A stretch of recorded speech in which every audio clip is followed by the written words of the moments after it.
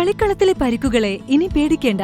എല്ലാവിധ സ്പോർട്സ് ഇഞ്ചുറികൾക്കുമുള്ള സമഗ്ര പരിഹാരം ഇവിടെയുണ്ട്. ABC orthopaedic hospital, near Kairali theatre, Calicut road, Manjeri.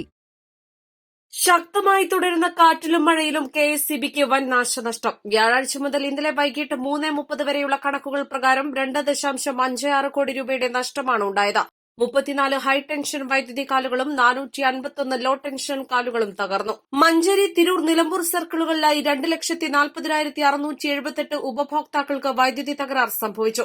1,104 ഇടങ്ങളിൽ ലൈനുകൾ തകർന്നു. മിക്കയിടങ്ങളിലും ഉപഭോക്താക്കൾക്ക് വൈദ്യുതി ബന്ധം പുനഃസ്ഥാപിച്ച് നൽകാനായെന്നും KSEB പറഞ്ഞു. പലയിടങ്ങളിലും പൊതുജനങ്ങൾക്ക് സുരക്ഷാ ഭീഷണിയുള്ളതിനാൽ നിരവധി ഹൈടെൻഷൻ ലൈനുകളും ട്രാൻസ്ഫോമറുകളും ഓഫ് ചെയ്തു വെക്കേണ്ട സ്ഥിതിയുണ്ട്. ഈ സാഹചര്യം മനസ്സിലാക്കി ഉപഭോക്താക്കൾ സഹകരിക്കണമെന്ന് KSEB അറിയിച്ചു. ജില്ലയിൽ തിരൂർ സർക്കിളിലാണ് കൂടുതൽ നഷ്ടം നേരിട്ടത്.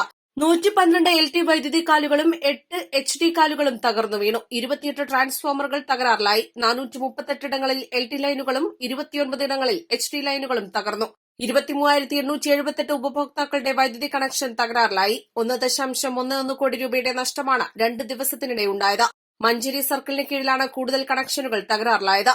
മഞ്ചേരി, പെരിന്തൽമണ്ണ ഡിവിഷനുകളിൽ 26,050 ഉപഭോക്താക്കൾക്കും കൊണ്ടോട്ടി ഡിവിഷനിൽ 69,700 ഉപഭോക്താക്കൾക്കും വൈദ്യുതി തകരാർ നേരിട്ടു.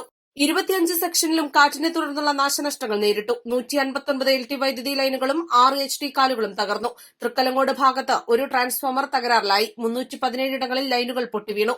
എല്ലാ ഫീഡറുകളിലും വിതരണം തടസ്സപ്പെട്ടു. 2 ദിവസത്തിനിടെ 75 ലക്ഷം രൂപയുടെ നഷ്ടം നേരിട്ടു. നിലമ്പൂർ സർക്കിളിൽ 200 കാലുകൾ തകർന്നു.